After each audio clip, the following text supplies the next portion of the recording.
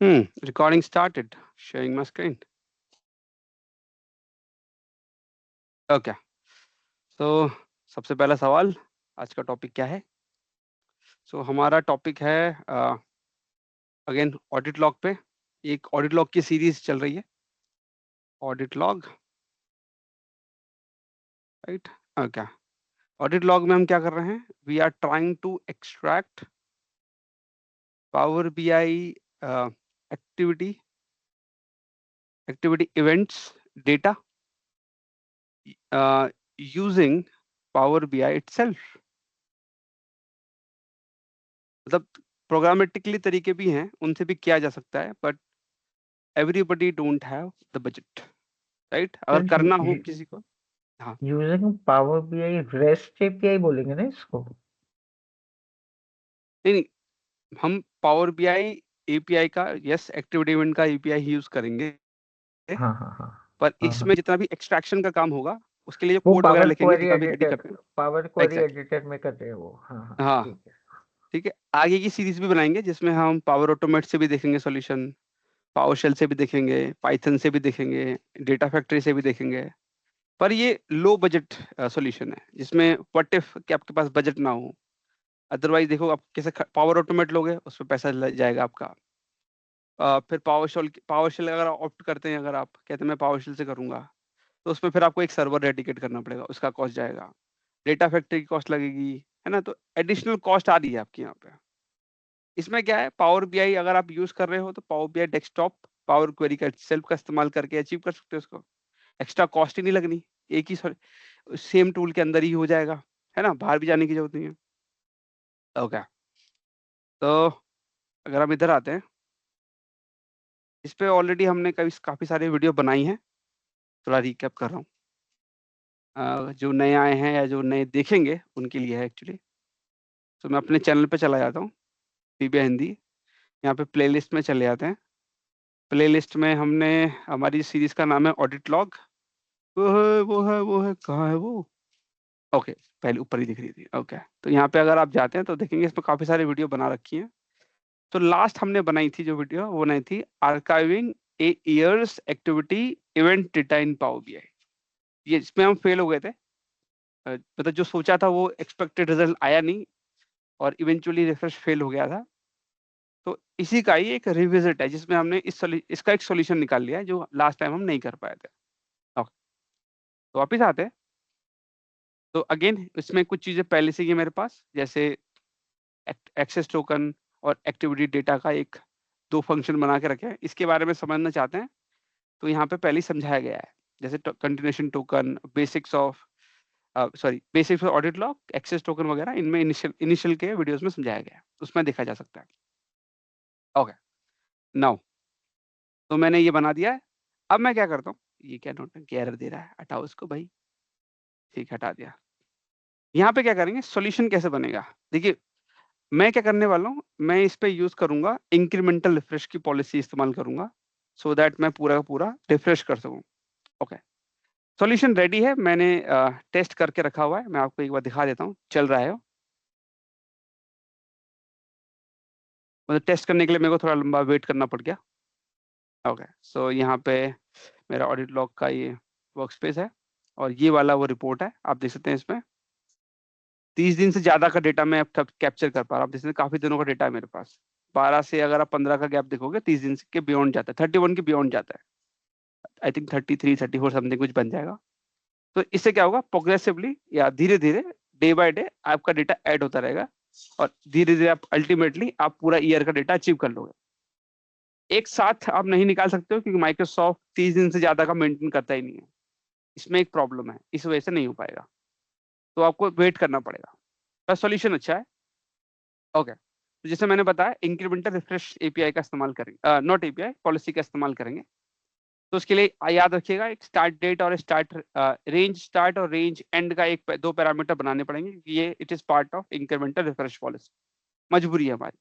अच्छा, फिर इन दोनों का इस्तेमाल करके हम क्या करेंगे, क्वेरी क्रिएट करेंगे यहाँ पे। तो मैं एक ब्लैंक क्वेरी बना लेता हूँ।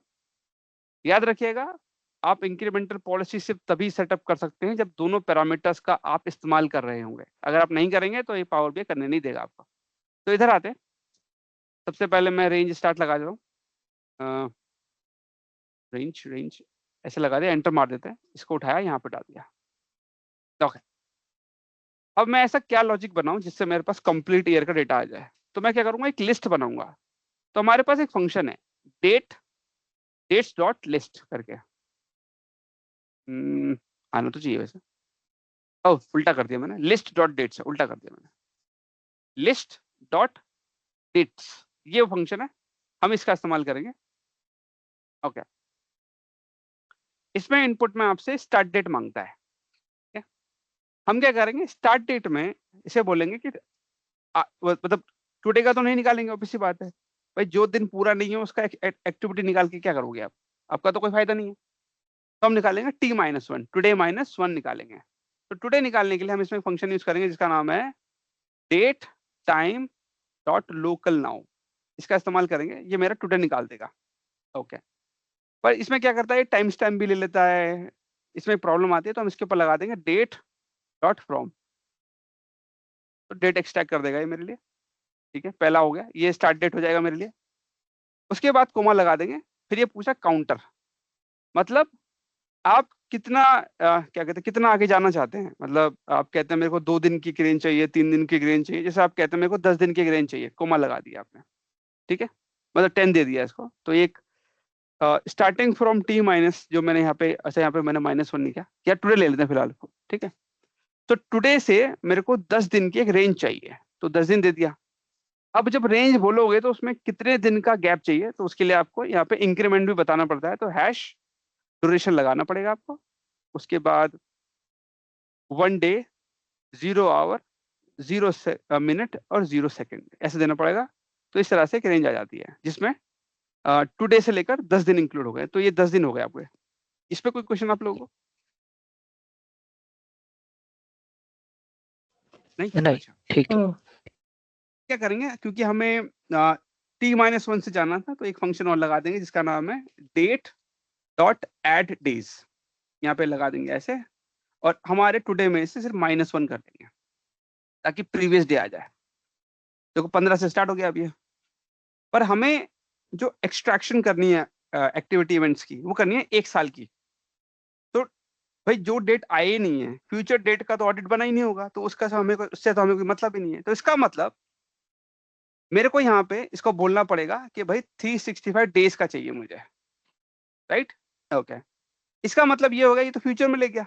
अगर मैं इसको बोलूं कि मेरे को पीछे जाना है, सबसे पीछे एज एन प्रीवियस डेज का चाहिए, तो आइडियली नेगेटिव करना चाहिए मेरे को। यस, बताइए सही कह रहा हूँ मैं? हाँ, स्टैंडर्ड तो ये।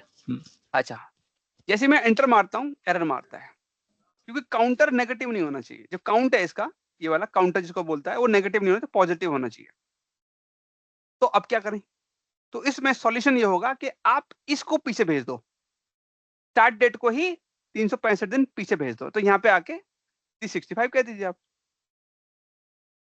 आ गया, देखिए हो गया ना, पूरा पूरा 1 साल आ गया आपके अंदर, आपके पास। सॉरी, बताइए कैसा रहा ये वाला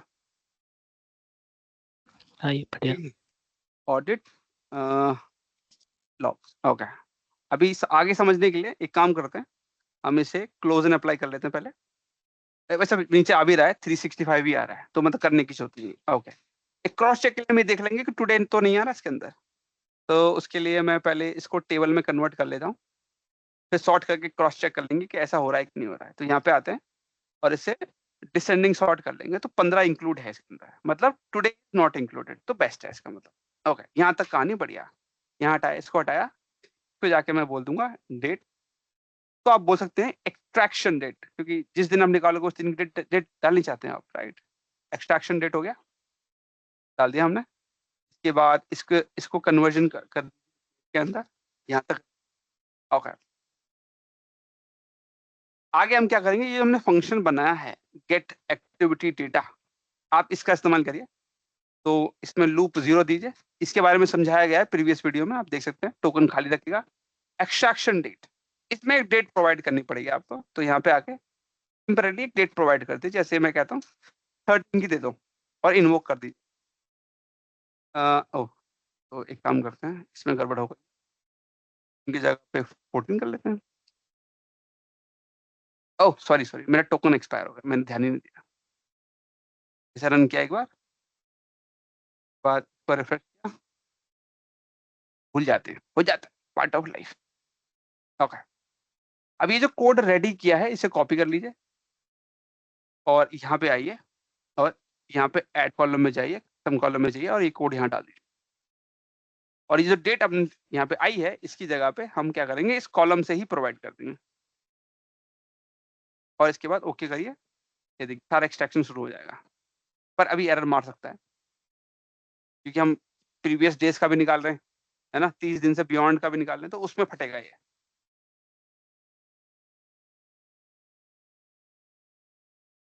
पर तभी क्या आता है सॉल्यूशन, उसके बारे में इसके बाद सॉल्यूशन भी देखेंगे, इसको फिक्स कैसे करना है।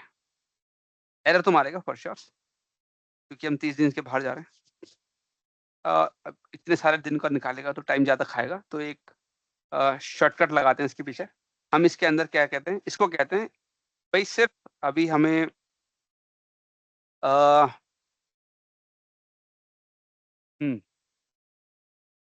क्या लगाऊं, इस लिस्ट, हाँ, इन प्रीवियस, ठीक, प्रीवियस लगा के मैं इसको आफ्टर को बोलता हूँ कि मेरे को सिर्फ आप 30 डेज का दे दो फिलहाल, 30 दिन की रेंज दे देगा अभी मेरे को।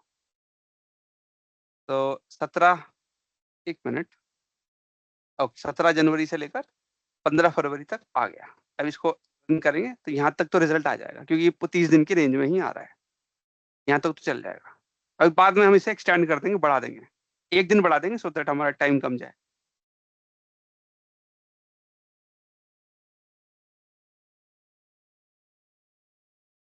आ गया, अच्छा ठीक है। तो ये लिस्ट आने का मतलब है डेटा आ चुका है। अब यहाँ पे अगर क्लिक करेंगे तो रिकॉर्ड आएगा, एक बार एक्सपेंड करके दिखा देता हूँ तो ज़रा आपको लगे कि हाँ जी डेटा आ गया है। अच्छा इसमें तो खाली, इसमें डेट ही नहीं है।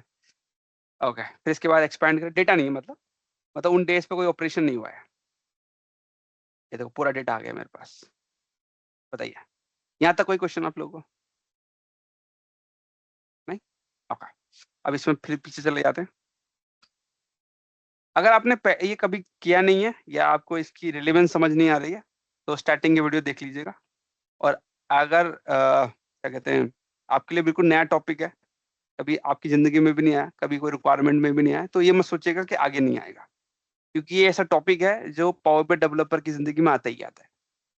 अभी नहीं आएगा पर आगे आ जाएगा। ओके, तो यहाँ पे फिल्ट्रेशन में जाके 30 की जगह पे 35 कर देते हैं, 30 दिन के बियॉन्ड चले जाते हैं और फिर देखिएगा क्या होता है। ओके, अब देखिए, ये देखिए एरर आ गया, देखिए ऊपर वाले रिकॉर्ड्स में एरर आ गया है ना प्रॉब्लम। हाँ जी 30 से प्लस होते हैं सर। ओके, इसको कैसे सॉल्व करें? ओके नाउ, अब इसमें दो प्रॉब्लम है। पहला तो एरर है जो आपको दिख रहा है साफ तौर, यहाँ पे ये एरर वाले रिकॉर्ड्स आ रहे हैं। ये बोल भी रहा है कि आपने रिक्वेस्ट ही बैड करी है। रिक्वेस्ट बैड क्यों है? पावर भी है 30 दिन से बियॉन्ड निकालने देगा नहीं। अगर आप फिर भी मांगते हो तो वो बोलेगा रिक्वेस्ट गलत करिए, हम इसे एंटरटेन नहीं कर सकते, रिक्वेस्ट ही गलत है, बैड रिक्वेस्ट की कैटेगरी में आ जाता है। ओके, ये पहला प्रॉब्लम है हमारा। दूसरा प्रॉब्लम, अगर मैं इंक्रीमेंटल पॉलिसी लगाता हूँ, इंक्रीमेंटल पॉलिसी लगाऊंगा तो आपको ही पता है जो भी पॉलिसी में डिफाइन करूँ, ठीक है, मेरे को क्योंकि 1 साल का रखना है तो कोई ना कोई पॉलिसी तो लगानी पड़ेगी। उसमें सबसे पहली प्रॉब्लम ये है, पॉलिसी डिफाइन करके मैं रिपोर्ट उठाऊंगा, सर्विस में पब्लिश कर दूंगा। अब जैसे ही मैं फर्स्ट टाइम रिफ्रेश करूंगा, क्या होगा? Power BI will try to refresh every single partition, मतलब उसमें वो पार्टीशन भी होंगे जो 30 दिन के बियॉन्ड भी हैं। अब क्योंकि 30 दिन के बियॉन्ड हैं और पावर बीआई एपीआई है वो एंटरटेन करेगी ही नहीं, बैड रिक्वेस्ट कैटेगरी में आ जाएगा, तो वहां फटेगा, वहां पे फट जाएगा, मतलब एरर मारेगा आपको। इसका मतलब ये हो जाएगा कि आपको जो पहला रिफ्रेश है वो कभी होगा ही नहीं, और क्योंकि पहला रिफ्रेश ही सक्सेसफुल नहीं हो रहा है, इस वजह से पार्टीशन बनेंगे नहीं और इसी वजह से आपका सॉल्यूशन वहीं पे अटक जाएगा, आप आगे बढ़ा ही नहीं पाओगे। ये है प्रॉब्लम इसके अंदर। अच्छा, अगर अनक्लियर है तो बताइए। You're saying the first refresh, the first partition itself is not refreshed, so it is unable to give the data, right? So okay, so whenever you define, see, so you you started this part, this incremental setup. You Yes. defined parameters, then you mapped those parameters with your. Then what you Dates. do is Yeah. you go to this window. You Yes. come Yes. to this window. Okay. Then once this is loaded, then what you do is you right click on your main table Yeah. on which you wanted to Yeah. Yeah. apply In the Power Query, incremental policy. we will define that incremental setup. Yes. Okay. So that's simply a setup, which Yeah. means that Power BI is not creating any partition. Here. In desktop, does not create partitions. Ideally, when you define incremental policy, as per the policy, Power BI has to create multiple partitions of your table. So you come here, then you click on incremental refresh. So here you would define all the archive and incremental partitions. So it will small parts of your main table. So it is just a setup. It is not creating your partitions here. So the question comes in, where exactly Power BI will create partitions? So when you take your report after the setup, when you publish in service, it has to perform a first refresh or the first time load. During the first time load, Power BI has to create partition in the service. And when it is creating partition, it will try to pull all the data of the partitions for the first time. Okay. So as this is the first refresh, it is going to try to load whole volume of all the partitions. Now here is the problem.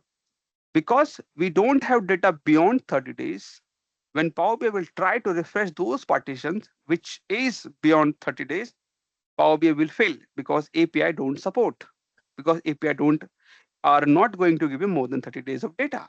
So it will Okay. fail, your refresh will fail, which means initial load will not be successful because refresh has failed, which means partition will not, Power BI cannot create partition because refresh is not successful, which also means that the solution has completely failed so far. Okay. Each record data should have a gap of 30 days, or the whole sum of data should As have a per gap. as per this, it's not about Power BI, it's about the this API. API says if you wanted to capture data or extract data, I can only give you 30 days of data. If you ask me beyond 30 days, I don't have it, I can't give you. This is what this API says, or the documentation says. No, from when the 30 days has been calculated. That's my question. From today. From today. Like whenever I set up initially, like today I am setting up the Okay. incremental refresh. So okay, let's go to a little. I'll give a little background about the API. Now, so every API, so it's not every API. So this is a what API we're talking about? We're talking about REST APIs. Okay. So Oh. in REST API, we are using HTTP protocols. Okay. Okay. Here we are simply firing a small request. This request is going to a server, and server behind the server there is a database. Okay. In that database, Power BI has to store the data of your activity events. Okay. To store the data, Microsoft has to incur some cost. Am I right? Yes, yes. To minimize that cost, what Microsoft did, they are not maintaining data beyond 30 days. Got it? Okay. Got my Okay. point? Yeah, yeah. Okay. But you need data beyond 30 days so that you can prepare a report, you can perform some analysis on top of it. So ideally, you need at least 1 year of data to perform any kind of trend analysis on your data. So how you can do it? Microsoft is not maintaining, but it is maintaining for 30. Every day it will maintain 30 days of data, which means every day it is adding a new day and deleting one record from the removing the very last record. Okay. So we are using this cycle, and every day we are capturing a new day's data and storing in the Power BI model. This is my solution. Okay. Okay. So far. Right. Yes, sir. इसमें एक चीज थी, जैसे अभी हम पीछे 30 days से पहले नहीं जा सकते, we can't go before 30 days. Mhm. The thing is, can we make days like future days, like you added 365, it will give you beyond the 2 day days. So we can always refresh based on the 2 day date last 30 days. That will be your uh, current refresh, and then the rest of your historical refresh. Like this, can we Mhm. make? Okay. नहीं, हम So current here is date के basis पे 30 दिन पीछे तक को हम अपना करंट रिफ्रेश में रखें, और Mhm. उससे पुराना जो भी होता है, क्योंकि फर्स्ट टाइम में 30 डेज निकाले, मगर कल से 31, 32, 33 ऐसे चलेगा ये अभी सोल्यूशन. सॉल्यूशन के बारे में बात करेंगे. अभी हाँ. अभी मैं पूरा एग्जाम प्रॉब्लम समझा देता हूँ पहले. Well then we will talk about the solution. Okay. So we understood that what is the problem with incremental refresh. Why initially or in the last session we failed. But I have a solution here. Okay. If I request beyond 30 days, Power BI says it's a bad request. I cannot process. I cannot work.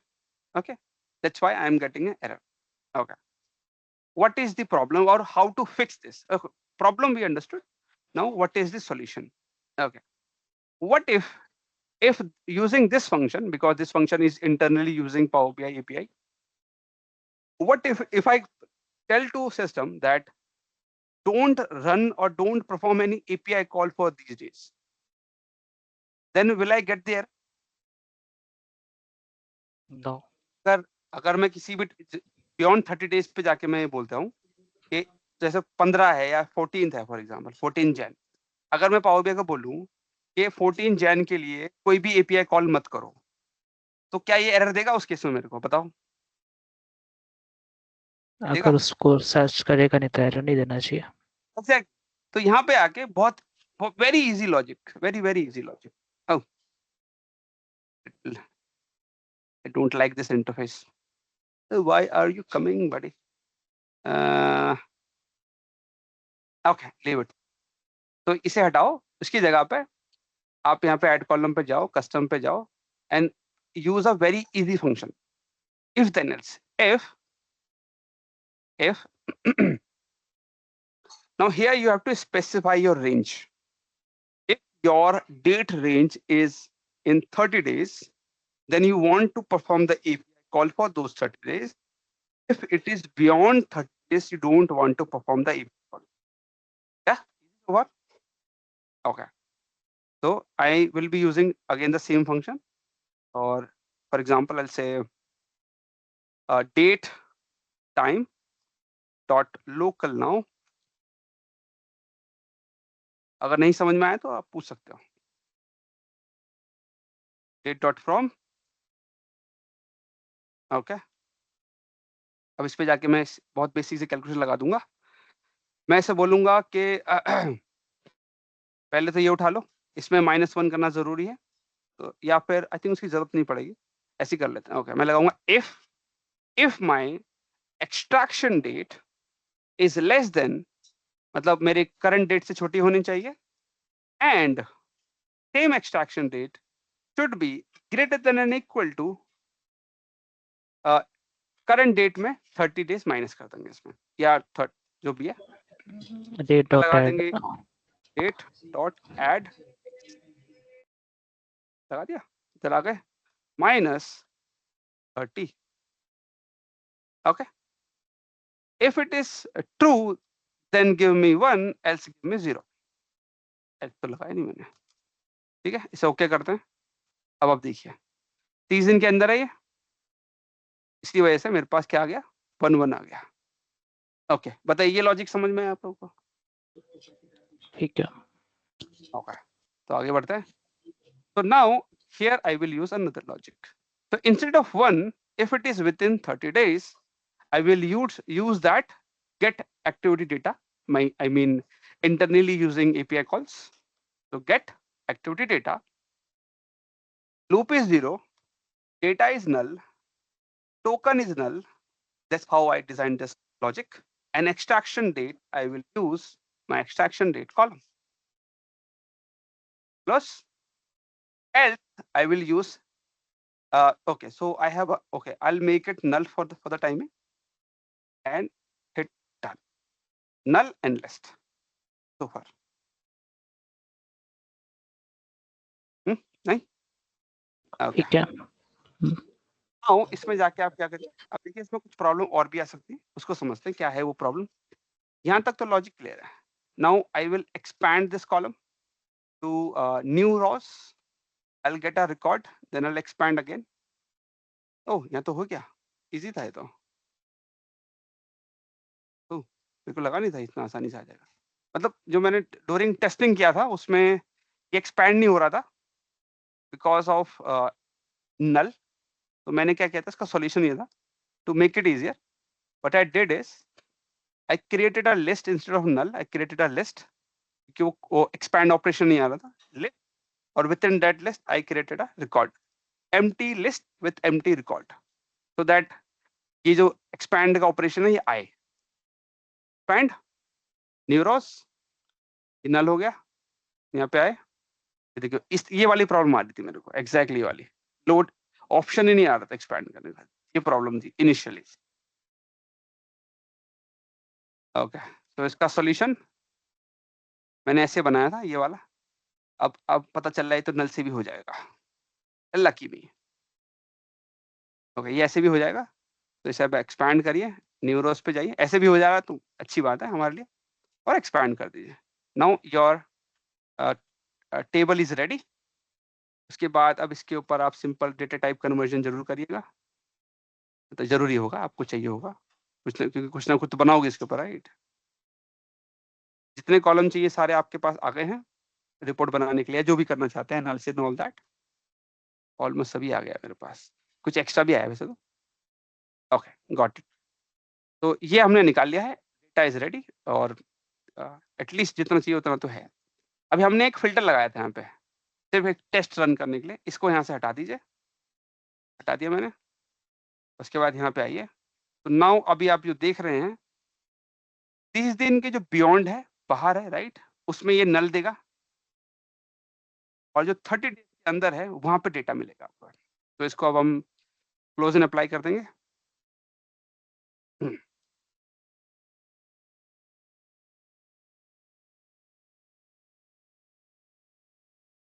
नहीं, अब ये हमारा पूरा data दिखा देगा, फिर हम range वाला लगा सकते हैं इंक्रीमेंटल अब इस डेटा पे. Yes yes.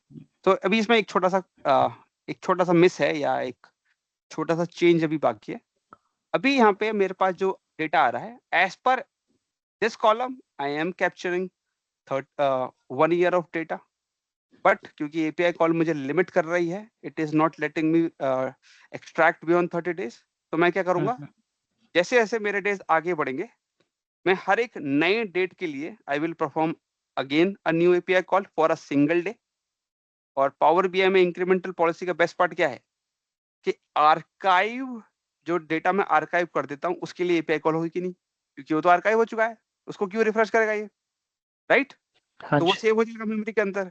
और जैसे ही नया डेटा आएगा उसके लिए अगेन फिर एक एपीआई कॉल करेगा. तो इससे क्या होगा, जो 30 डेज का जो रेंज है it will shift in future, means in present. And जो लास्ट रिकॉर्ड होगा या लास्ट डेट होगी जो पहले मेरे 30 दिन के रेंज में आ रही थी, वो 30 दिन के बाहर हो जाएगी और आर्काइव में जाके सेव हो जाएगी. और उसको वो कभी रिफ्रेश नहीं होगी दोबारा.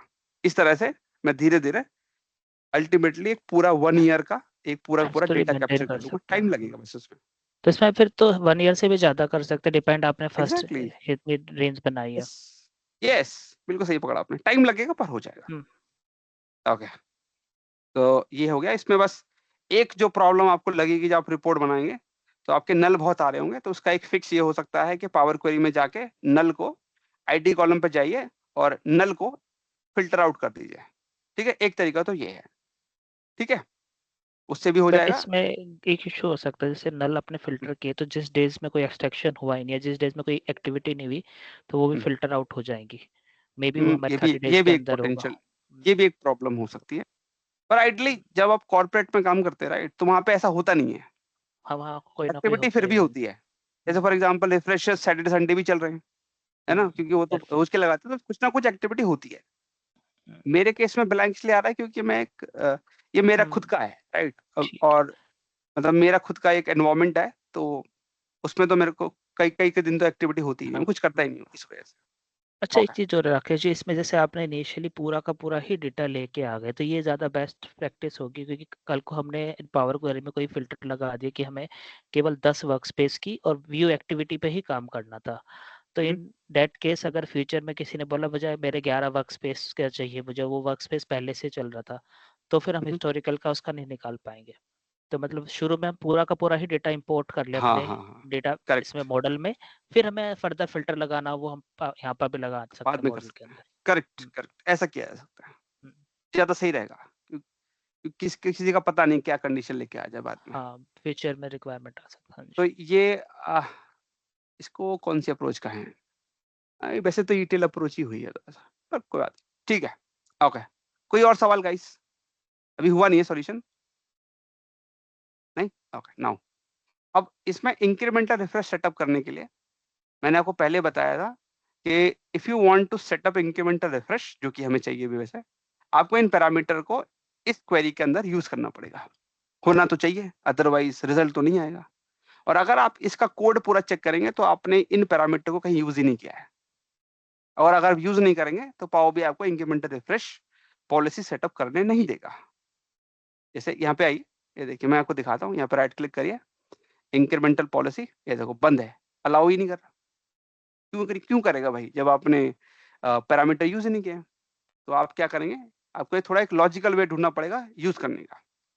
तो मैं क्या करता हूँ, मैं यहाँ पे कोई लॉजिक ढूंढता हूँ। मेरे को अल्टीमेटली दोनों यूज करने हैं, ठीक है, और मुझे सिर्फ एक डेट चाहिए थी।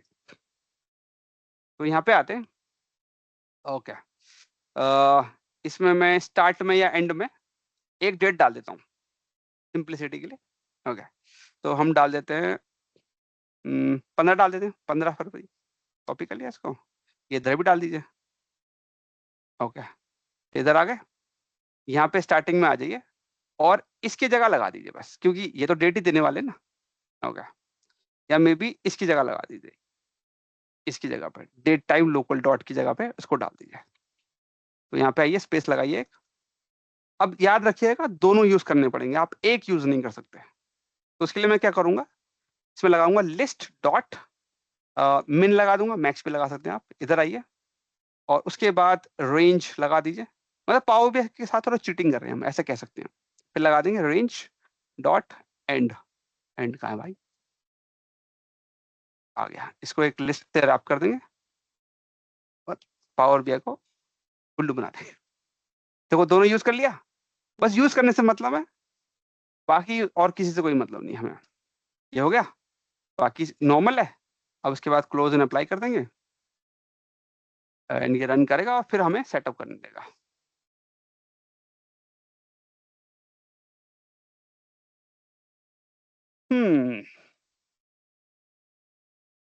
और अगर आपको इंक्रीमेंटल पॉलिसी समझ नहीं आ रही है क्या हो रहा है एंड ऑल दैट, तो हमारी एक ऑलरेडी प्लेलिस्ट है इंक्रीमेंटल रिफ्रेश पे, आप उस पर जाके देख, काफी डिटेल में बैकएंड तक समझाया गया उसमें। ओके, इस पर राइट क्लिक कर, इंक्रीमेंटल रिफ्रेश ऑन हो गया, आइए अप्लाई। और हमें 1 साल का रखना है, याद रखिएगा। और इसमें एक प्रॉब्लम है, आप इसमें नहीं रख सकते, मतलब आर्काइव डेज में रखने नहीं देता, मतलब नंबर ऑफ पार्टीशन बहुत ज्यादा हो जाते हैं, जैसे 365 कर देते हैं, मैं अलाउ नहीं कर रहा, पता है मैक्सिमम 120 पार्टीशन बना सकते हैं आप, इसमें ये बोल रहा है। ओके, तो हम क्या करेंगे, मंथ लेवल पे ले लेंगे इसको। मंथ लेवल पे 12 पार्टीशन बना दीजिए आप, 12 11 जो भी मन में वो बना दीजिए। और उसके बाद यहाँ पे ले लीजिए डेज, और यहाँ पे जाके अब क्वेश्चन ये आता है कि मैं कितने दिन का पार्टीशन रिफ्रेश करूं, इंक्रीमेंटल कितना रखना चाहिए। अगर मेरी राय माने, अगर आप रिफ्रेश को फास्ट रखना चाहते हैं तो हमेशा 1 डे रखिए, वो ज्यादा सही रहेगा। 1 या 2, 7 दिन 8 दिन मत बना दीजिएगा, अननेसेसरी डेटा बार बार मांगोगे जो कि सेंस नहीं करता है। जो डेटा ऑलरेडी आ चुका है उसके लिए क्यों रिक्वेस्ट भेज रहे हो, जो नहीं आया उसके लिए रिक्वेस्ट करो। तो उसे 1 रखिए। अच्छा, अब इसे 1 तो रख लिया, इसमें अभी एक प्रॉब्लम और है। मैंने यहाँ 1 रख दिया तो उसने टुडे की डेट लिखी, वो यहाँ पे लिखा हुआ भी 16 फरवरी लिखा हुआ है, तो इसने टुडे की डेट इंक्लूड कर ली है। हमें करना है T-1, टुडे -1। तो उसके लिए क्या करें, उसके लिए यहाँ पे ऑप्शन है, कहाँ गया, ओनली रिफ्रेश कंप्लीट डे। अब कंप्लीट डे का मतलब है कि ऐसा दिन जो पूरा हो चुका हो। टुडे अभी तक पूरा हुआ ही नहीं है, राइट, टुडे तो अभी रनिंग है, तो इस पे क्लिक करोगे तो ये प्रीवियस डे पे चला जाएगा, तो T-1 ऑटोमेटिक हो जाएगा आपका। तो ये तरीका है इसको करने का, उसके बाद सीधा अप्लाई मारिए एंड इट इज डन। कोई सवाल इस पे? Any question guys? नहीं ठीक है। इस जो लास्ट टाइम याद हो तो डेट्स का इशू आ रहा था ये ऊपर, तो अभी इसने एक को इसको लिया यहाँ 14 से शुरू किया इसने इसको, और 14 से लास्ट 12 मंथ पे गया तो फर्स्ट ये फरवरी हो गया 24। समाव थोड़ा वियर्ड सा था, वैसे करना नहीं चाहिए था। अब इसने ठीक तो किया आज तो शायद एक ही दिन यहाँ ले रहा है और इन दोनों को सम करके टोटल ला रहा है अभी, लेकिन यहाँ 14 जहाँ तक तक लाया है। लास्ट हाँ टाइम जो किया था उसमें हमने दोनों ही पार्टीशन में डेज रखे थे, हाँ ठीक है, इसलिए ये- प्रॉब्लम आता है। इस बार हमने ग्रेन अलग अलग रखा है, यहाँ डे लेवल, यहाँ पे मंथ लेवल रखा है, इसलिए प्रॉब्लम नहीं आ रही है। और इसने जो प्रीवियस पार्टीशन बनाया वो 14 से शुरू किए, हम्म, 15 को नहीं ले रहा ना, मतलब एक जो करंट पार्टीशन को हटा देता है प्रीवियस पार्टीशन में। तो वो तो आइडली करना चाहिए इसको। हम्म, ओके, तो इसलिए वो कर भी रहा है, ठीक है। तो ये सेटअप करने के बाद सिंपली इसको अप्लाई कर दीजिए, यहाँ पे डन होगा। याद रखिएगा पार्टीशन यहाँ नहीं बनते हैं। फिर आप यहाँ पे आइए, इसको अभी मैं अभी रिपोर्ट तो बना नहीं रहा हूँ, तो इसलिए मैं दिखा नहीं रहा हूँ रिपोर्ट वगैरह, वो आगे एक वीडियो बनाएंगे उसमें रख देंगे वीडियोस। तो एक्सट्रैक्शन डेट यहाँ डाल दीजिए और एक आईडी का काउंट ले लीजिए बस, तो कि समझ में आए कि चल क्या रहा है, और काउंट कर दिया तो इस तरह से नजर आएगा। तो देख सकते हैं 30 दिन का ही आया है बस, 19 जनवरी से लेकर 14 15, अच्छा 15 फरवरी का कोई एक्टिविटी नहीं है इसमें, इसलिए नहीं आ रहा। वैसे होनी चाहिए, कहाँ गया वैसे वो? एक बार इसको रिफ्रेश कर लेते हैं, शायद हमारा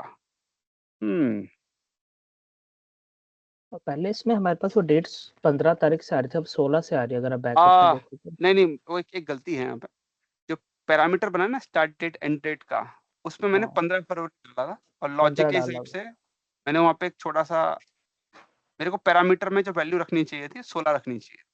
यहाँ पे अगर आप देखोगे मैंने -1 किया हुआ है, -365 ले रखा है, इसमें से एक दिन पीछे चला जाता है, इस वजह से 14 आ रहा है, तो यहाँ पे मेरे को 16 लेना पड़ेगा। Okay. मतलब डेट कोई भी ले लो, फर्क नहीं पड़ता, क्योंकि सर्विस में जाके ठीक हो जाएगा ये।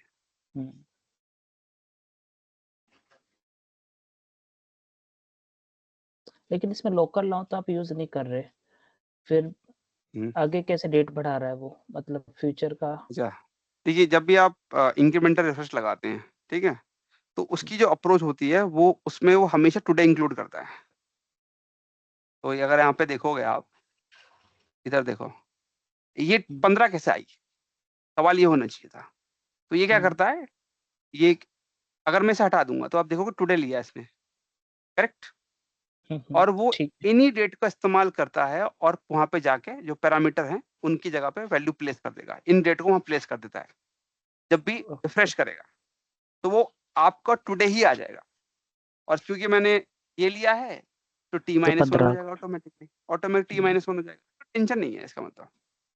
तो मतलब हमें पैरामीटर की डेट्स को कोई लॉजिक नहीं है, मतलब कुछ भी रखो, हाँ मतलब हाँ, फ्यूचर में जाके। वो रिजर्व पैरामीटर बोलते हैं, क्योंकि पावर बीआई क्या करता है, पावर बी हमेशा उस पे वैल्यू खुद से प्लेस करता है, मतलब आपने कंट्रोल दे दिया, पावर बी जब भी रिफ्रेश करोगे तो पावर बी उन पैरामीटर को यूज करेगा और उनकी जगह पे वैल्यू डालता रहेगा हर एक रिफ्रेश में, खुद ही करता है, आपको करने की जरूरत नहीं पड़ती है। लेकिन ये जो अभी हमने 15 से 16 किया, हाँ, इसका इम्पैक्ट वो था कि वहां पर -365 डेज कर रहे थे, जिसकी वजह से वो पिछले साल तक की डेट पे जा रहा था। एक दिन कम करा था, इससे ये हो सकता है आपका।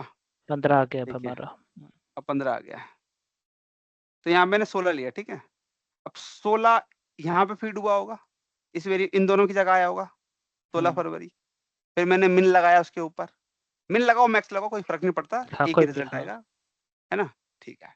उसके बाद उसमें से डेट निकाली, उसमें 365 माइनस कर दिया, तो उसने क्या किया, 365 दिन पहले पहुंच गया वो, और वहां से लेकर फिर 365 डेज काउंट करना शुरू कर दिया, ऐसे हुआ है। तो आप देखोगे अगर आप इसको सॉर्ट करोगे डिसेंडिंग, और आप देखोगे यहाँ पे 15 फरवरी आ रहा है आपका, इसी वजह से। और याद रखिएगा वो हमेशा टुडे ही डालेगा, आपका जो पैरामीटर है टुडे ही डालता है। Okay okay. अगर वहाँ 15 कर रहे होते तो यहाँ 14 आ रहा होता, हाँ राइट इसलिए वो 15 मिस हो गया। Right right. अब टुडे तो आएगा, याद रखिए टुडे तो आएगा, पर इसमें एक कैच और है। आपने ये कंडीशन ली है, कहाँ गया भाई, हाँ आपने ये भी डाल रखा है, तो हमेशा t-1 डालेगा उसके अंदर, ये याद रखिएगा। टुडे नहीं डालेगा, t-1 डालेगा। ओके, तो ये हो गया, 15 आ चुका है, पॉलिसी सेटअप हो चुकी है। अब इस रिपोर्ट को उठाना है, मैं इसको एक बार सेव कर देता हूँ, और उसके बाद यहाँ पे आते हैं, हम यहाँ चले आते हैं। इसमें पहले से एक रखी हुई है रिपोर्ट, तो गड़बड़ हो सकती है, तो मैं इसका नाम बदल देता हूँ, तो देख गड़बड़ ना हो जाए। तो जाके मैं 2 कर देता हूँ इसको, यहाँ पे आइए और इसको अपलोड कर दीजिए। याद रखिएगा, अगर इनिशियल रिफ्रेश हो गया, इनिशियल रिफ्रेश, तो इसका मतलब है आपका काम हो गया है। यहाँ पे आइए, कुछ चीज़ याद रखिएगा, ये पहले डिस्कस किया गया है। तो सबसे पहले डिसेबल करना है, हाँ एग्जैक्टली यहाँ पे आके ये जो स्किप टेस्ट है इसको ऑन कर दीजिएगा, और ऑर्गेनाइजेशन रखना है और अनोनिमस रखना है, ये जरूरी है, ये दोनों में कर दीजिएगा। ठीक है, वापिस आते हैं इधर, अब इसको आप सीधा सीधा रिफ्रेश कर दीजिए, यहाँ पे रन करेगा। सक्सेसफुल होने का मतलब है कि पार्टीशन बन चुके हैं, और फिर इसको आप शेड्यूल कर दीजिएगा। फिर हर दिन ये एक नई डेज का डेटा उठा लेगा, और जो सबसे होगा उसको आर्काइव कर, तो एक एक दिन स्टोर करता चला जाएगा, और एक एक दिन नया लेके आएगा, तो धीरे धीरे ग्रो होता रहेगा ये आपका। थोड़ा स्लो अप्रोच है, देखो हो गया, स्लो अप्रोच है पर वर्केबल है। फिर आइए यहाँ पे शेड्यूल कर दीजिए इसको, यहाँ पे जाइए, रिफ्रेश ऑन करिए, फिर जो भी टाइम सेट करना है कर दीजिए। अगर मुझसे पूछेंगे कब करना चाहिए, तो मैं रेकमेंड करूंगा कि आप सुबह इसको 8 बजे 9 बजे करिए। ठीक है, मॉर्निंग वाला रखिएगा, थोड़ा इसमें लोचा भी है कुछ, तो 8 बजे 9 बजे इज बेटर। और यहाँ पे इसको आप हम तो इंडिया में हैं राइट, तो इंडिया के हिसाब से ये रहा, ये टाइम जोन ले लिया, ये विंडो सही रहेगी। दिन में एक बार रिफ्रेश करना जरूरी होता है, बार बार कोई जरूरत नहीं है, अननेसेसरी कॉल होगी। तो ऐसे करके फिर अप्लाई करिए और डन, आपका काम हो गया। उसके बाद इसको मैं आपको अप्लाई करना मैं डिस्कार्ड कर दूँ, क्योंकि मेरे को नहीं चाहिए, मैंने ऑलरेडी यहाँ पे कर रखा है ये। मैं इसको रिफ्रेश कब करता हूँ, मैं भी 8 बजे ही कर रहा हूँ। ओके, बताइए गाइस, कोई सवाल कुछ पूछना चाहते हैं? राकेश, इसमें एक चीज थी, जैसे ये यूसेज मैट्रिक्स तो हमने मैनुअल बनाया, यूसेज जो हमारा माइक्रोसॉफ्ट की तरफ से बनता है वो दिन में कई बार रिफ्रेश होता है ऑटोमेटिकली, उसका डेटा सेट का टाइम और रिपोर्ट का टाइम चेंज हो जाता है। तो वो क्या कर रहा है, मतलब वो कैसे डेटा ला रहा है? जो हमारा माइक्रोसॉफ्ट की जो 30 डेज या 90 डेज वाला यूसेज मैट्रिक्स का डेटा सेट बनता है ऑटोमेटिक, वो डेटा सेट हम देख नहीं सकते, बट रिपोर्ट का रिफ्रेश टाइम चेंज हो जाता है। आप और जो ये चाहें तो उसकी काफी सारी इन्फॉर्मेशन निकाल सकते हैं। आप ये भी देख सकते हैं कि उसका डेटा सेट क्या है, वो किस डेटा सोर्स डेटा लेके आ रहा है, वो भी देख सकते हैं। बस कंडीशन ये है, देखने के लिए आप डाउनलोड तो करने देगा नहीं। हाँ, डाउनलोड नहीं कंडीशन देता। क्या है, हाँ कंडीशन क्या है, कंडीशन के लिए आपको अपने वर्क स्पेस को प्रीमियम में डालना पड़ेगा। पीपीयू भी इस्तेमाल कर सकते हो, एक्सएमएल एंड पॉइंट इस्तेमाल करिए, उसके ऊपर फिर टैबुलर एडिटर का इस्तेमाल करिए, और उसकी मदद से यू कैन सी कि उसके पीछे क्या कोड लगाया गया है, एम क्वेरी क्या है, और कौन सा आप डेटा सोर्स वो यूज कर रहा है। बस प्रॉब्लम ये है, वो जो डेटा सोर्स है वो एक्सपोज्ड नहीं है। मतलब अगर उस डेटा सोर्स का इस्तेमाल करके अगर आप डेटा पुल करने की कोशिश करोगे तो करने नहीं देगा, क्योंकि आपको नहीं पता कि वो उसका ऑथेंटिकेशन मेथड क्या है, कुछ नहीं शेयर किया है, कोई डॉक्यूमेंटेड नहीं है, माइक्रोसॉफ्ट ने कुछ नहीं दे रखा है। हाँ, उसको इस जैसे वजह उन्होंने से जो आप काफी मेजर भी बना रखे हैं, और मेजर को भी हम नहीं देख हाँ सकते, एग्जैक्ट, काफी कुछ है। ये एक थोड़ा सा प्रॉब्लम है उधर बस, पर कुछ चीजें आप देख सकते हो, तो मैंने हाँ, बता दिया। टेबल्स एंड ऑल जो जो हमारे टेबल दे यूज। सकते हो, टेबुलेटेड एडिटर की मदद से टेबल देख सकते हो, मेजर का लॉजिक, एम क्वेरी भी देख सकते हो, मतलब पूरा मॉडल ओपन हो जाएगा। बस प्रॉब्लम ये है, अगर आप कहते हो मैं अपनी खुद से एक रिपोर्ट बनाना चाहता हूँ, तो उसका एक एपीआई होता है, वो भी एपीआई यूज करता है इंटरनली, तो एक रिपोर्ट एपीआई करके कुछ होता है, उसका इस्तेमाल करता है। आप सोचोगे मैं भी वही इस्तेमाल कर लेता हूँ, मैं भी बना लूंगा रिपोर्ट, तो प्रॉब्लम इस वो आपको अलाउ नहीं करेगा, क्योंकि आपको पोटेंशियल नहीं मालूम है, ये एक्चुअली मैं प्रॉब्लम। ऐसे ही कर रहा था, एक बार एक यूसेज मैट्रिक्स का डेटा सेट मैंने एक ब्लैंक रिपोर्ट से लिंक किया, और लिंक करने के बाद उसने लाइव कनेक्शन तो हो गया, उसने मुझे सारे टेबल्स एंड वो सारे दिखाने लग गए उस जो डेटा सेट के अंदर यूसेज के। अब उसमें एक अपनी लोकल टेबल ऐड करना चाह रहा था, तो वो अलाउ नहीं कर रहा था लोकल टेबल ऐड, क्योंकि मुझे कुछ ऐसा रिलेशनशिप बनाना था कि इन्हीं यूजर्स का मुझे यूसेज चाहिए या कुछ ऐसा था कुछ, तो वो ओह अलाउ नहीं कर रहा था। पता नहीं ऐसे क्यों। यानी जैसे हम इसको कहते हैं ना, एक मिक्स मॉडल बन जाता है हमारा जब हाँ तो हाँ हाँ लाइव कनेक्शन को मर्ज कर दे, तो वो अलाउ नहीं करेक्ट। करने दे रहा वो। आपने इसको डायरेक्ट क्वेरी पे कन्वर्ट किया था? हाँ, मतलब डायरेक्ट क्वेरी का ही ऑप्शन आता है सबसे पहले जब हम किसी और अच्छा, एक्स्ट्रा, तो वो डायरेक्ट क्वेरी पे ही नहीं जा रहा था, तो उस पे वो एरर कर रहा थोड़ा था वियर्ड कि है नॉट अलाउड। यार। मे बी वो या तो उन्होंने एक्सेस का इशू हो सकता है, पता नहीं, एक्सेस तो नहीं होना चाहिए उन्होंने owner.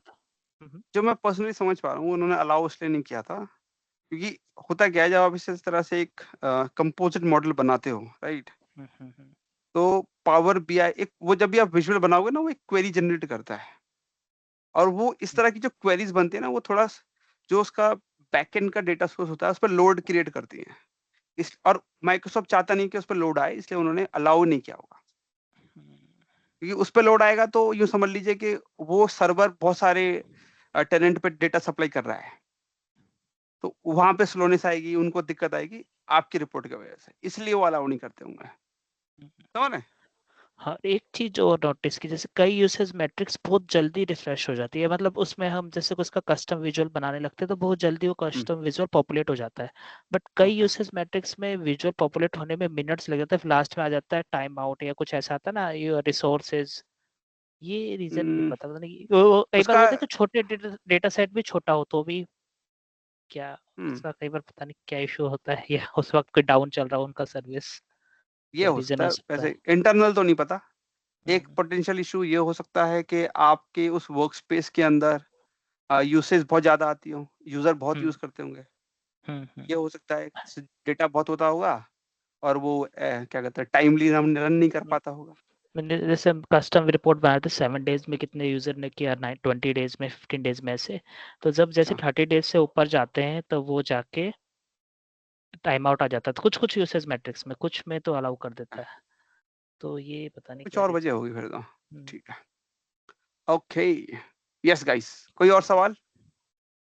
Yeah, ma'am, Rakesh, this audit log data will store since when we publish the data or when we so this report, this will initially will anything. take Yeah, generally audit log stores. Mhm, We are getting activity, right? This activity correct. will be calculated from the day when we publish the dashboards or reports, or Okay, so mm, okay, so generally this 30 days का activity, ही होता है। okay, so this act, so for example, you take a report, any report, right? You Mm. published it here in the service. So activity log is only capturing the whatever the activity that you're performing on this platform, which means if you're performing any activity in the desktop, which is has no relationship with this your service, for that activity, there is no activity log. So if you have published a report just now, so Power BI will start capturing the data or the log for that file since the publish. Okay. Since the publish, right? Again, what I will do, I'll make all my actions in the desktop and try to publish. Okay. So the change of data will be captured according to desktop analysis or service analysis. Desktop. For Means example, I you I have create. made some changes and I have got some refreshed data in my desktop, and then I made some changes. Let's say I have Mhm, added one visual. Okay. I have added one visual and then I Mm, published. So since that Okay. visual addition have been, the new Mm, visual No, data no, has that been captured. no, that for this addition there will not be any log. Means with the name addition of a visual like that, there will not be any log. It will be logged as a modified report like that. Not sure about it, but like this it will maintain. It will not mention the log as added a visual like no such. It will be like published a report or create report like that. There will be until like create report or published report like that.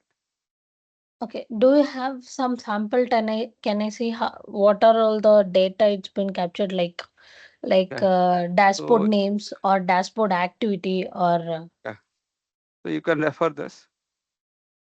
Mm, because if I want to fetch only the dashboard specific audit data, so yeah. So for this, you can refer these columns. Okay. Then you have here item name, and yeah, here you have Operations. workspace IDs, Mhm. workspace names. These are your workspace names, and you will also get your data set as well. Yeah, data set name. Okay. Then you will also Yes. get your operation. Yeah, operation type of operations. See, Okay. create, delete, edit data set, edit report. These are the activities. Read and all that. Okay, Okay. so I can use a report. For example, it also has report ID. Yeah, report name. See, report names and their activities. Edit, view, create, like that. Huh. Yeah. Okay. And how does it helpful for the top level management, this audit data? Like what are all Okay. they are gonna do analysis on this? Like are they calculating any cost or like the amount of usage? Like how they are going to track to the top level? I'm not talking about the Okay. manager Okay. level, but top level, like main clients. Okay. So just assume that you are head of a department. Okay. Now, Okay. on your request, IT department created few reports. Okay. Okay. Now they will charge for that because their efforts was involved into that. Yeah. They Okay. will charge for that creation, that development. Okay. Now they will take those reports and they will deploy in Power BI service. Now Power BI service is not free. They have to pay a price for using Power BI service. For example, they bought Power BI Premium. Okay. For the Power BI Premium, they are paying 5 lakh rupees per month. Yeah. Now tell me, is this 5 lakh rupees spent? Was it for because of IT team? Is IT team using Power BI service? Are they using a Power BI service? No. Yes. Mm. Yeah. So So you no. need Power BI service for that department who requested for the report. IT team has no utility of the Power BI service because there is no report of IT department there. It is not meant for them. You ask for a report. We created 5 reports. You are using that report. You are using those reports in that platform. So those reports are created for you, and those reports are consuming premium resources. Correct? Ideally, because of you, IT department is paying 5 lakh rupees per month. I am clear? Clear? Yeah. Yeah. Yeah. Okay. Now tell me, ideally, that operation that you did or your team is doing in the service, ideally you should pay for that. Am I right? Yeah. Yeah. Okay. Now that's why in industries or in a corporate there is a concept called cross charging. So Okay. IT department will pay 5 lakh rupees, but when they pay, they will charge you for the utilization. So for that utilization, they have Power BI capacity metric. Yeah, and Okay. capacity metric it captures the utilization of report data set or whatever you do in the backend. It captures that those operations in two heads: interactive operations and background operations. And because of two heads, Power BI premiums, two units are utilized. Few units are utilized. For example, you are refreshing a report or your data set is refreshing. It consumes CPU power. Okay.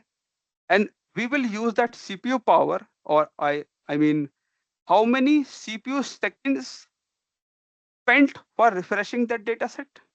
How many CPU units spent for the interactive operation? So we'll for a month range, right?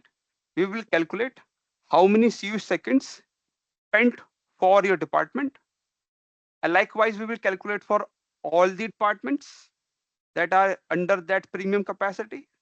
And we will calculate a percentage contribution. Based on that, we will apply that percentage on the total spend amount, total cost. And basis that, we will calculate a cross charge amount and that you have to pay. Okay, so far. Okay. Now, This, yeah. as you are a head, right? Department head. Yeah. You are bearing a cost. So your superior maybe in after some time, maybe few months later, your senior may ask you, provide me solution to cut down the cost. You may be spending in many areas, but this is also a potential area where you can cut down some cost. Correct? Yes. So here you need to utilize this report to understand what all reports are used and what are their usage trends. Can be chances that there are some reports which are not used at all, but their refreshes are going on in the background. So you are paying for something which nobody is using. Is it good or bad? Yes. Bad, right? No, it's You are bad. paying for something. You are paying for something that no one is using. So it's a waste of money. So what you will do in that case, you will ask in your team, guys, you are not using this report. Since 3 months, no one is using, but IT team making sure that that report is refreshing every day. For that background operation, CU time is CU time is spent every day. IT team is charging me for those CU times. Why not decommission this report so that I can save some money? Yes. So this is one way to look at it. Yeah, tell me. This is This report basically for helpful? cost analysis, right? Cost analysis of Cost. the The cost is of one the of the factors. server. Yeah. It is one of Server the maintenance. factors. Correct. Yeah. Servers maintain like Usage that. analysis. Usage. Ultimately, being a head, you wanted your team to be more productive. So that more productive, and for that, ask for IT department to create a report, but this team is not utilizing. So there is no benefit of creating those reports. Or maybe from this audit log, you got to know that these reports are not used. Then you will go to your team, you will ask why you are not using. So they will tell you the exact reason. They will say that these reports are not relevant now. Sorry, these reports are not relevant now. Why? Because our operation has changed. Now we need new reports. So these unutilized reports will be deprecated, and IT department needs to be given new requirement for new reports. Yeah. So that's how this utilization help. Or for example, there is another way to look at it. So in organization, there are mixed set of peoples. Some people, new minds, fresh graduate, or for example, there are some also other people who are there in the system, in the company from very old. For example, they are working in the company from 20 years, last 20 years. They are habitual of Excel, correct? Yeah. So these people don't use Power BI. So now you need your organization to be fully digital. For them, you have to sorry, these people you have to enforce that why you are still using Excel. The report is already ready. Go to the platform and use that report. So now you have to track who is using and who is not using. So this activity log also gives you who is using and who is not using. So for that, you have this user ID. See, Okay. these people are using. So Aditya is using, Abhishek is using, and anyone who is not using, that person email ID will not be captured. Now you can track why you are not using this report. What is the problem? So for such purpose, it is also used. Okay.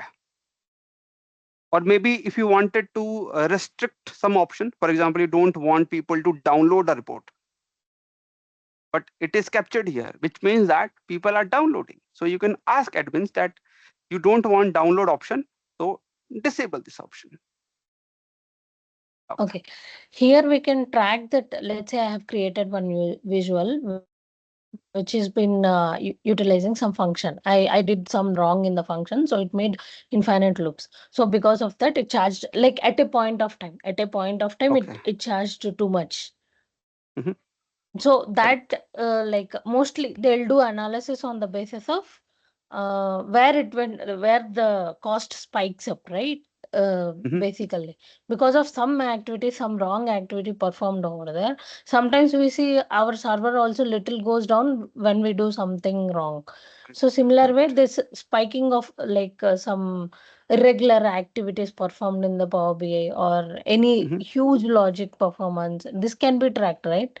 Like how can I segregate with No, the no. regular tracking to this? It will not be done from this report. Okay. Correct. Rakesh is saying to So capacity maintain metric report, that is okay, different. so for that you have two options. If you wanted to check first, whenever this such kind of spike happens, it happens in the capacity. And to see those spikes, you have a capacity metric app, and that shows at what time point the spike happened and what was the reason for that spike. Is it your background operation? Sorry, was it background operation or was it interactive operation? It could be because of both, or could be because of either or. Yeah. So if it is background operation, which means because of data refresh, this spike happened, then you have to look into the data set and check why the data set was refreshing for long. Then you have to optimize that report. If it is because of interactive operation, maybe that there is some visuals that are running for long, that are consuming too much of resources. Maybe the complete table is given to the visual and it is running, means maybe running for 2 minutes. Yeah. And during that run, it consumed too much of CPU power. And because of that, the capacity spiked. Now you have to first, you need to know which report spiked, how much it spiked, and which user, what user were doing. Is that, sorry, was that user just viewing the report or is performing some other operations? There is other operation also known as accelerate operation. Yeah, there could other reasons also.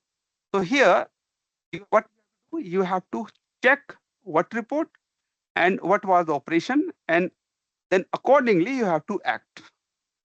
Capacity cannot help. Capacity only gives you the information. Only this is one point. And if you wanted to see what exactly happened, what all DEX query fired, right? For that, you have to use another report called log analytics.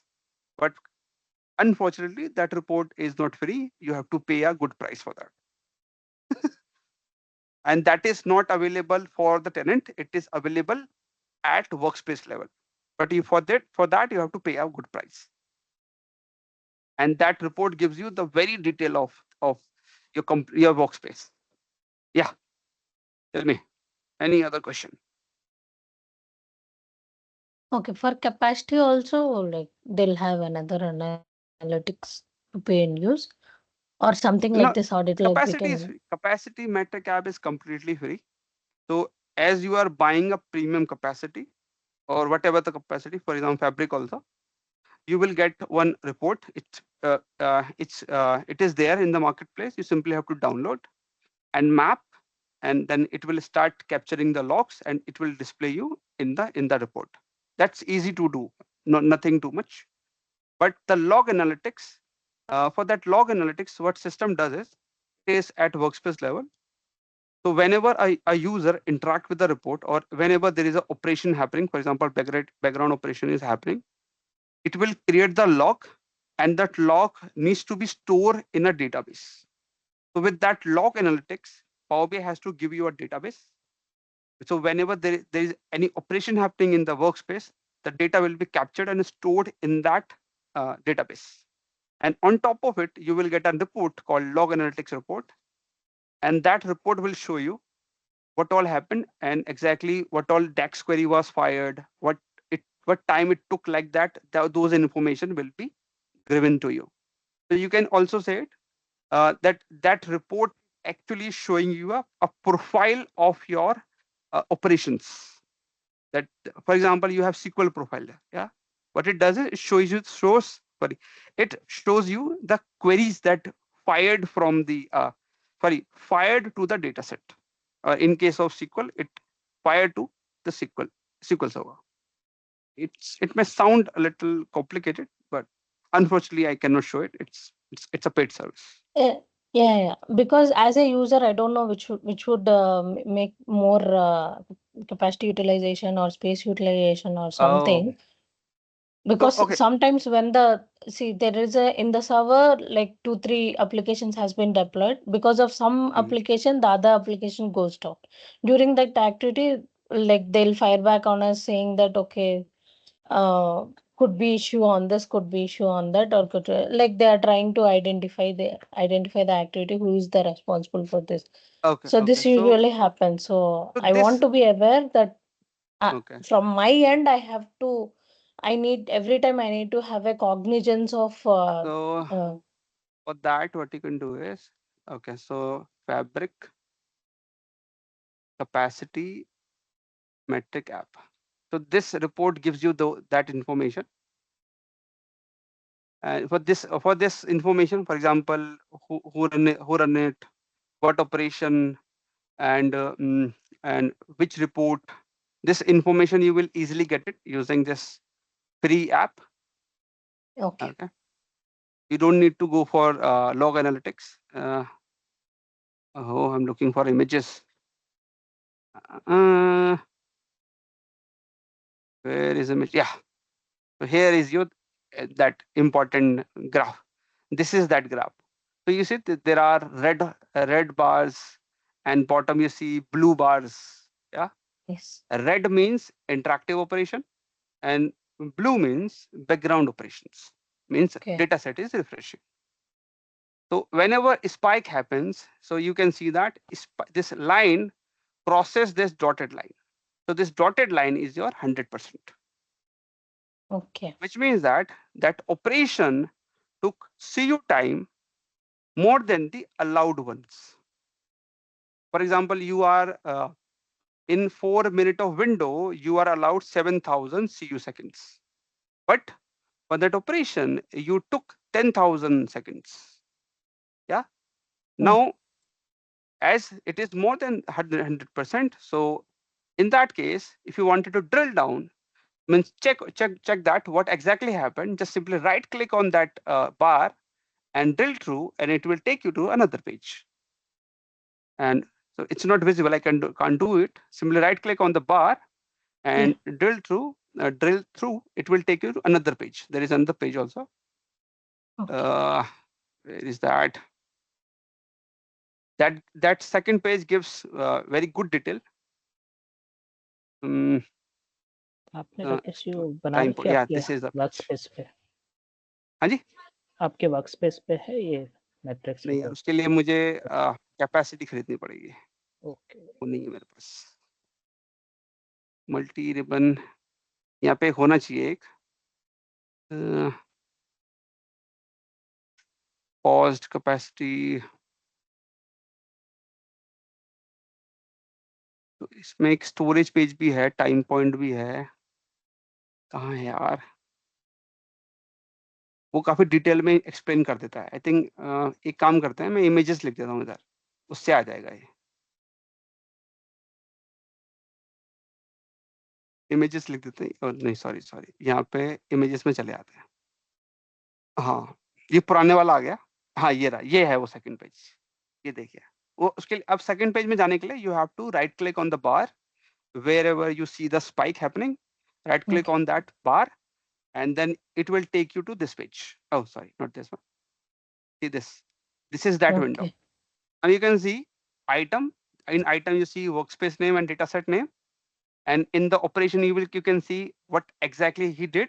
For example, if he simply interacted with the report, you will see as query.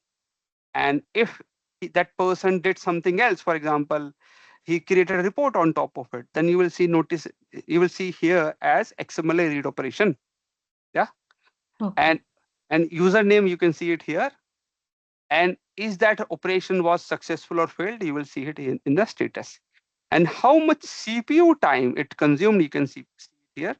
And likewise, you can see the percentage of that operation.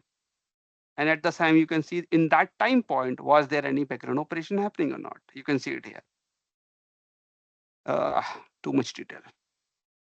Okay. ये आपने एक बार पे right click करके निकाला था ना? हाँ, ये एक बार के हिसाब से आता है ऑलवेज, क्योंकि Okay. इसमें पीछे क्या करते हैं, they use a function called a feature called dynamic M parameter. तो आप अगर आपको ज्यादा निकालना है या मल्टीपल टाइम पॉइंट का देखना है, you can not see it, क्योंकि अलाउ नहीं करता वो। ये थोड़ी प्रॉब्लम है। ठीक है, मतलब हमारी अगर कैपेसिटी किसी ये एक दिन का भी नहीं होगा, एक बार का होगा, एक ड्यूरेशन का, मतलब जिस हाँ, उस दिन में किस ड्यूरेशन पे 4 मिनट की विंडो होती है इनके पास। ठीक है, हर 4 मिनट की विंडो पे एक टाइम पॉइंट बनता है, तो वो दिखाता है। तो ये इसको आप कह सकते हैं ये रियल टाइम रिपोर्ट के बराबर है, क्योंकि ये फ्रिक्वेंटली रिफ्रेश होती रहती है, ऑटोमेटिक, शेड्यूल रिफ्रेश भी नहीं लगा, खुद ही होती रहती है। हाँ जी। ओके, तो इसका भी अच्छा खासा यूटिलाइजेशन है। Okay, any other question guys, या रैप अप कर सकते हैं? थोड़ा ऑडियो ब्लॉक के बाहर चला गया पर। हाँ, ठीक है, थैंक यू। ठीक है, तो with this I can conclude. दो ही लोग हैं बस। ओके, तो मिलते हैं आपसे अगले हफ्ते। ऑडिट लॉग का एक नया वीडियो देखेंगे using Power Automate. Then bye. Rakesh, deployment pipelines also, can you take it up, please? For that